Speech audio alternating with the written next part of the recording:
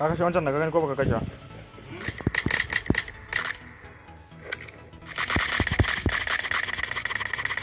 Bar motar ma nan gaba kawai. Ka kula da wayanka.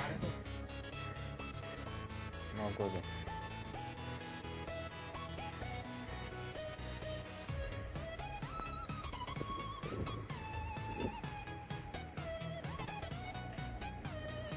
Kana da wani bom? To ja gaba sai ka jefa bom ne, ka san ba ganin ka tunda akwai hayaki. Kai ne ka jefa wannan? Ka san me dan yi? Ka san me dan yi? Dama shiru ka kwashin mutar da mutumin nan kawai.